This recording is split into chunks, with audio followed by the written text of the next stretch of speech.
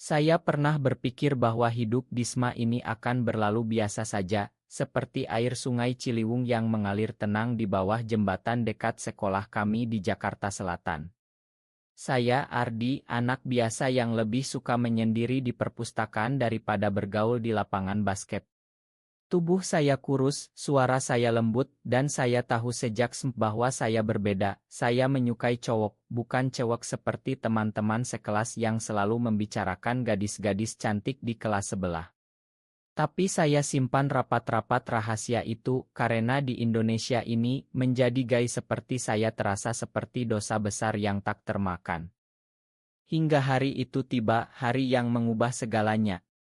Saya ingat betul saat pelajaran olahraga, kami dipaksa lari keliling lapangan. Saya sudah kehabisan napas di putaran ketiga, keringat membasahi seragam putih saya yang menempel lengket di tubuh. Teman-teman tertawa, tapi yang paling keras adalah dia, Raka, kapten tim basket sekolah, atlet tinggi tegap dengan senyum yang bisa membuat siapa saja iri. Dia dan teman-temannya berdiri di pinggir lapangan, menunjuk-nunjuk saya sambil berteriak, "Lihat tuh si Banci. Lari aja kayak cewek." Tawa mereka menggema, menusuk seperti pisau. Saya jatuh tersungkur, bukan karena lelah, tapi karena malu yang membakar dada. Air mata hampir jatuh, tapi saya tahan. Sejak hari itu, Raka dan Genya jadi momok. Setiap hari, di koridor, di kantin, bahkan di kamar mandi, mereka ejek saya dengan kata-kata kasar, "Banci, bencong, lo suka cowok ya?" Saya hanya diam, menunduk, berharap hari sekolah cepat berlalu. Raka saat itu seperti raja di sekolah kami.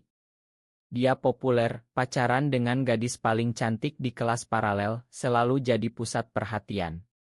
Tubuhnya atletis, kulit sawo matang berkilau keringat saat latihan basket, matanya tajam penuh percaya diri.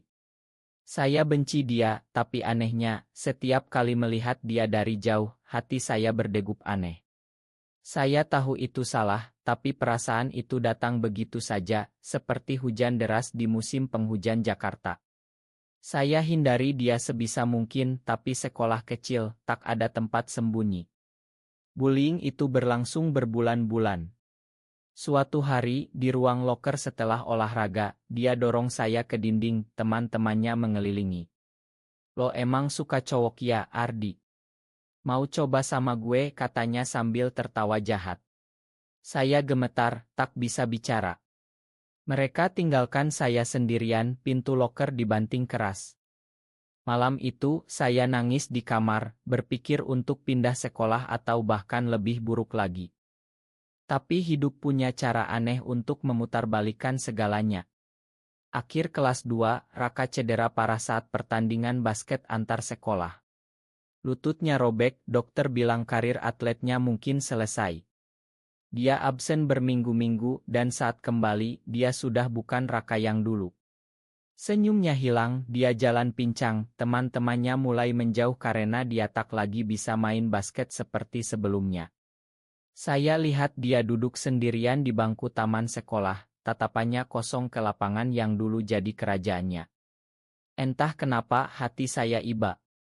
Saya yang dulu dibencinya, kini merasa kasihan.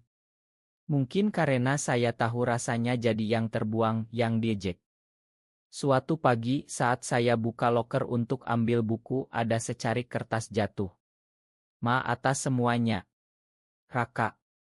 Hanya itu. Saya terkejut, tangan gemetar memegang kertas itu. Besoknya, lagi ada kertas serupa, kali ini dengan kata-kata lebih panjang, "Gue nggak tahu kenapa dulu gue jahat banget sama lo. Gue takut aja sama perasaan gue sendiri." Saya baca berulang kali, hati campur aduk. Takut? Perasaan apa? Saya tak berani balas, tapi diam-diam saya mulai perhatikan dia lebih dalam. Raka yang dulu sombong, kini terlihat rapuh, seperti remaja biasa yang sedang berjuang dengan dirinya sendiri. Akhirnya, suatu hari hujan deras setelah sekolah, saya terjebak di halte bus. Tiba-tiba Raka muncul dengan payung, mendekat pelan. "Ardi, boleh gue antar pulang?" Suaranya pelan, tak seperti dulu. Saya angguk, tak tahu harus bilang apa. Di bawah payung yang sama, kami berjalan diam-diam melewati jalanan Jakarta yang banjir kecil. Bau tanah basah, klakson mobil, tapi saat itu dunia terasa hanya kami berdua. Itu awal dari segalanya, awal dari perubahan yang tak pernah saya bayangkan. Hujan itu seperti membasuh dosa-dosa masa lalu. Sejak hari itu, Raka mulai mendekati saya perlahan. Setiap pagi dia sudah ada di depan loker saya, pura-pura kebetulan. Pagi Ardi, sapanya dengan senyum malu-malu yang tak pernah saya lihat sebelumnya. Saya balas sapa, hati berbunga tapi masih waspada. Kami mulai bicara, awalnya tentang pelajaran, tugas sekolah, lalu perlahan tentang hidup. Raka cerita tentang cederanya, bagaimana mimpi jadi atlet profesional hancur, bagaimana teman-temannya yang dulu dekat kini menjauh karena dia udah nggak guna lagi. Saya dengar diam-diam, kadang beri nasihat kecil. Lo masih bisa bangkit, Kak, kata saya suatu kali. Dia tatap saya lama, matanya berkaca. Lo satu-satunya yang masih mau denger gue, Ardi. Saya mulai lihat sisi lain Raka. Di balik tubuh atletisnya yang masih tegap meski pincang sedikit, ada jiwa yang rapuh. Dia cerita tentang ayahnya yang keras, selalu paksa dia jadi cowok sejati, main basket, pacaran sama cewek, jangan pernah lemah. Gue takut banget dulu kalau orang tahu gue suka cowok, katanya pelan suatu sore di taman sekolah yang sepi. Kami duduk di bangku kayu, angin sepoi dari pohon-pohon jati. Saya terdiam, hati berdegup kencang. Loh, suka cowok, tanya saya gemetar. Dia angguk pelan, wajahnya memerah. Sejak gue sadar. Tapi gue tekan dalam-dalam, gue jahat sama lo karena gue takut kalau deket lo, perasaan itu keluar. Gue proyeksikan kebencian gue ke lo. Pengakuan itu seperti bom yang meledak di dada saya.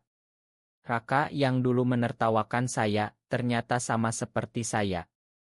Dia takut, dia menderita sendirian di balik topeng atlet populer. Saya pegang tangannya pelan, pertama kali kami sentuh. Kulitnya hangat, kasar dari latihan basket dulu. Gue juga sama, Kak. Gue takut setiap hari, bisik saya. Saat itu, dunia terasa lebih ringan. Kami mulai curhat panjang tentang mimpi, ketakutan, tentang bagaimana di masyarakat Indonesia ini, cinta seperti kami dianggap haram, dosa, penyimpangan. Hubungan kami berkembang diam-diam, kami ketemu setelah sekolah di warung makan kecil dekat rumah saya di pinggiran Jakarta, makan bakso sambil bicara berjam-jam. Raka mulai latihan lagi pelan-pelan, saya dukung dia, temani ke isioterapi. Lo motivasi gue, Ardi, katanya suatu kali, tatapannya penuh cinta. Saya tersenyum, hati penuh kehangatan. Kami jalan berdua di malam Jakarta, lewat lampu-lampu neon mal, tapi tangan tak berani gandeng karena takut dilihat orang. Romansa kami sederhana, tapi dalam pandangan mata, senyum rahasia, pesan malam yang panjang. Tapi tak lama, konflik datang. Mantan pacar Raka, Nita, curiga. Dia lihat kami sering bareng, mulai sebarkan gosip. Raka sama Ardi tuh aneh, kayak pasangan, katanya ke teman-teman. Gosip menyebar cepat di sekolah. Teman lama Raka yang dulu ikut bullying saya, kini balik mengejek dia, lo beneran banci ya sekarang. Karena cedera, lo jadi lemah. Raka marah, tapi dalam hati dia terluka. Suatu hari, dia datang ke loker saya dengan wajah pucat. Gue nggak kuat, Ardi. Mending kita berhenti aja. Kata-katanya seperti petir. Saya nangis, tapi paham. Tekanan masyarakat terlalu besar. Malam itu, saya sendirian di kamar, hujan deras lagi. Telepon berdering, Raka.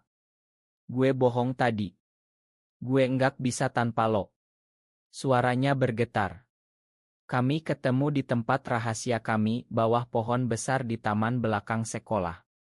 Dia peluk saya erat pertama kali. Makan gue lagi, Ardi. Gue takut kehilangan lo. Kami berpelukan di bawah hujan gerimis, air mata bercampur air hujan. Saat itu, saya tahu cinta kami nyata, meski penuh rintangan. Cinta kami seperti api kecil di tengah angin kencang masyarakat Jakarta yang konservatif. Kami semakin dekat, tapi semakin hati-hati. Raka mulai berubah total. Dia yang dulu sombong, kini rendah hati, membantu teman-teman yang lemah, bahkan bela anak kelas bawah yang diejek. Gue enggak mau jadi seperti dulu lagi, katanya. Saya bangga padanya. Kami habiskan waktu bareng belajar di perpustakaan, pura-pura diskusi kelompok. Tatapannya selalu lembut ke saya, membuat hati hangat. Tapi badai datang lagi, lebih besar. Ayah Raka tahu dari gosip sekolah. Dia marah besar, pukul Raka saat di rumah. Lo maluin keluarga. Cowok harus kuat, pacaran sama cewek, teriak ayahnya. Raka cerita ke saya dengan memar di wajah. Saya nangis, peluk dia erat. Kita kabur aja, Kak, kata saya putus asa. Tapi dia geleng kepala. Gue harus hadapi ini, Ardi. Demi kita. Keberaniannya membuat saya semakin cinta. Konflik memuncak saat ujian nasional mendekat. Raka stres berat, nilai turun karena pikiran kacau. Saya bantu dia belajar setiap malam ia telepon. Lo penyelamat gue, bisiknya. Tapi pengkhianatan datang dari orang tak terduga, teman dekat saya sendiri, Dino, yang diam-diam iri dengan kedekatan kami. Dia sebarkan foto kami berdua yang dia ambil diam-diam saat kami duduk dekat di taman. Foto itu viral di grup WhatsApp sekolah. Captionnya kejam, kapten basket kita ternyata gay sama si Banci. Sekolah heboh. Guru panggil kami ke ruang buk, ini memalukan sekolah, kata kepala sekolah. Orang tua dipanggil. Ibu saya nangis, kenapa nak? Ini salah besar. Tapi ayah Raka lebih parah, ancam usir dia dari rumah. Raka patah semangat, tak datang sekolah beberapa hari. Saya cari dia ke rumahnya di kampung pinggiran, tapi ditolak. Hati saya hancur, rasanya dunia runtuh. Akhirnya, Raka hubungi saya malam-malam. Ardi, gue di kosan temen. Gue enggak tahan di rumah. Saya langsung ke sana, naik angkot malam melewati kemacetan Jakarta. Saat ketemu, dia peluk saya erat, menangis. Gue enggak nyangka bakal seberat ini. Kami bicara semalaman tentang masa depan, tentang apakah cinta kami layak diperjuangkan di negeri yang masih buta terhadap kami. Keesokan harinya, kami putuskan hadapi bersama. Raka balik ke rumah, bicara jujur sama ayahnya. Tak mudah, tapi perlahan ayahnya luluh saat lihat Raka tak berusaha bangkit, latihan basket lagi meski cedera. Saya juga cerita ke ibu yang awalnya shock tapi akhirnya peluk saya, ibu tetap sayang kamu, nak. Dukungan keluarga kecil itu jadi kekuatan kami. Tapi pengkhianatan Dino belum selesai. Dia terus sebarkan rumor, sampai ada ancaman kekerasan dari preman sekolah. Raka lindungi saya, bahkan berkelahi demi saya. Gue enggak akan biarin lo disakiti lagi, katanya, darah menetes dari bibirnya. Saat itu, saya sadar betapa dalam cintanya. Setelah badai gosip, sekolah mulai tenang perlahan. Guru-guru yang bijak mulai kampanye anti-bullying, mungkin karena kasus kami jadi pelajaran. Raka dan saya tak lagi sembunyi total, tapi tetap hati-hati. Kami jalan bareng terang-terangan sebagai teman dekat. Orang-orang mulai terbiasa, meski ada yang masih bisik-bisik. Raka bangkit luar biasa. Dia ikut kompetisi basket lagi, meski tak jadi juara, tapi dia dapat beasiswa olahraga ke universitas. Ini berkat lo, Ardi. Lo yang bikin gue kuat, katanya saat kami rayakan di warung mie ayam Aurit. Saya tersenyum, pegang tangannya di bawah meja. Cinta kami semakin dalam, penuh pengertian. Kami bicara tentang mimpi, kuliah bareng di Jakarta, tinggal sendiri, hidup bebas. Tapi konflik baru muncul dari dalam diri Raka. Dia mulai ragu, Ardi, apa kita bisa bahagia di sini? Banyak orang benci kita. Saya yakinkan dia, kita cukup saling punya. Tapi suatu hari, dia dapat tawaran pindah ke sekolah lain di Bandung dengan fasilitas basket lebih baik. Ini kesempatan gue bangkit lagi, katanya. Hati saya sakit, tapi saya dukung. Pergi aja, Kak. Gue tunggu lo. Perpisahan itu pahit. Di stasiun kereta Gambir, dia peluk saya lama. Gue bakal balik, janji. Kereta berangkat, saya nangis sendirian. Bulan-bulan berikutnya berat. Kamildr telepon setiap hari, tapi jarak bikin rindu menyiksa. Raka cerita tentang hidup baru di Bandung, teman baru, tapi dia bilang sering kesepian tanpa saya. Pengkhianatan terakhir datang saat libur sekolah. Raka pulang ke Jakarta, tapi saya dengar dari teman bahwa dia deket lagi sama Nita, mantannya. Hati saya remuk. Saat ketemu, dia akui, gue coba balik normal, Ardi. Gue takut. Itu seperti pisau menusuk. Saya marah, nangis, lo khianati kita. Dia minta maaf, tapi saya butuh waktu. Sendirian, saya renungkan banyak hal. Cinta kami indah, tapi penuh luka karena masyarakat yang tak paham.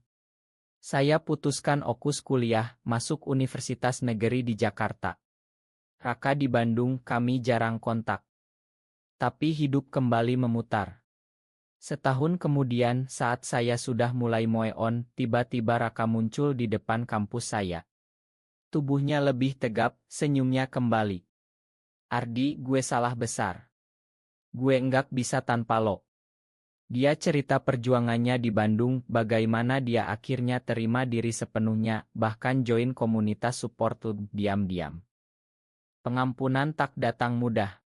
Saya masih sakit atas pengkhianatannya, tapi tatapan Raka penuh penyesalan membuat hati luluh perlahan. Kami mulai bicara lagi, ketemu di kai kecil di Kemang, bicara tentang luka masa lalu. Gue bodoh, Ardi. Gue takut kehilangan segalanya, tapi akhirnya gue sadar, lo yang paling berharga, katanya, suaranya bergetar.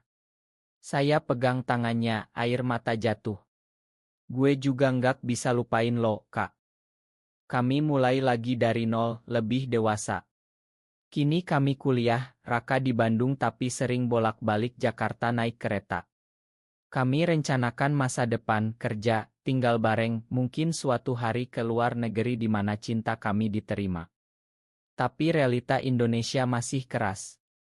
Kami sering dengar cerita teman lain yang ditolak keluarga, dipecat kerja, bahkan dianiaya. Konflik terakhir muncul saat keluarga Raka tahu kami balikan. Ayahnya marah lagi, ancam putus hubungan. Raka pilih saya, keluar rumah, tinggal di kosan kecil. Gue sudah besar, gue yang tentuin hidup gue, katanya tegas. Saya kagum keberaniannya. Kami saling dukung bagi biaya hidup dari kerja partime. Hidup tak mudah, tapi penuh makna. Kami habiskan waktu bareng di akhir pekan, jalan ke Ancol, nonton sunset sambil pegang tangan diam-diam, rasa cinta semakin dalam, penuh pengertian. Raka yang dulu menertawakan saya, kini jadi pelindung yang selalu bilang, gue bangga sama lo, Ardi. Lo bikin gue jadi orang better. Tapi masyarakat masih jadi ancaman. Suatu malam kami pulang dari bioskop, diganggu preman yang curiga kami aneh. Mereka ejek, ancam pukul. Raka lindungi saya, tapi kami lari. Malam itu kami nangis bareng di kosan. Kenapa susah banget ya jadi kita, tanya saya. Dia peluk erat, karena cinta kita berharga, Ardi. Kita harus kuat. Perlahan kami temukan komunitas kecil, teman-teman sesama yang paham perjuangan kami. Dukungan itu bikin kami lebih tegar. Raka lanjut basket, jadi pelatih anak muda, ajarkan tak hanya skill tapi juga toleransi. Saya ikut volunteer di organisasi hak asasi, bantu korban bullying seperti saya dulu. Tahun-tahun berlalu, kami tetap bersama meski badai datang silih berganti. Raka dan saya kini kerja di Jakarta, tinggal di apartemen kecil yang kami beli bareng dari tabungan. Hidup sederhana, tapi penuh kehangatan. Setiap pagi, seperti dulu di loker sekolah, Raka bangun lebih dulu, buatkan kopi, tunggu saya bangun dengan senyum. Pagi, cinta gue, bisiknya, cium kening saya. Kami tak pernah menikah resmi, karena di Indonesia belum boleh, tapi bagi kami, ikatan hati sudah cukup. Keluarga perlahan terima, ibu saya sering datang, masak bareng, ayah Raka akhirnya makan, bahkan datang ulang tahun kami. Masyarakat berubah pelan, ada lebih banyak suara dukung, meski masih jauh dari sempurna. Dulu Raka atlet yang menertawakan saya, kini dia pasangan yang setiap hari tunggu saya dengan cinta tak tergoyahkan. Perjuangan kami ajarkan satu hal, cinta sejati tak kenal gender, tak kenal ejekan. Ia butuh keberanian, pengampunan, dan keyakinan bahwa manusia layak bahagia apa adanya. Kini, saat melihat anak muda di taman sekolah seperti dulu, saya dan Raka sering tersenyum. Kami harap mereka tak alami luka seperti kami, tapi jika ya, ingat bahwa di balik kegelapan ada cahaya pengertian. Cinta kami bukti bahwa pengkhianatan masa lalu bisa jadi ondasi masa depan yang kuat, bahwa bullying bisa berubah jadi empati mendalam. Hari ini, seperti setiap pagi, Raka tunggu di loker kami, meja makan kecil. Lo telat bangun lagi, katanya pura-pura marah, tapi matanya penuh cinta. Saya peluk dia, rasakan hangat tubuh yang dulu saya benci tapi kini jadi rumah saya. Hidup tak sempurna, tapi dengan dia, cukup. Dan begitulah kisah kami, dari ejekan ke pelukan abadi. Di negeri yang masih belajar menerima, kami pilih tetap mencinta, karena itulah hak kemanusiaan paling murni.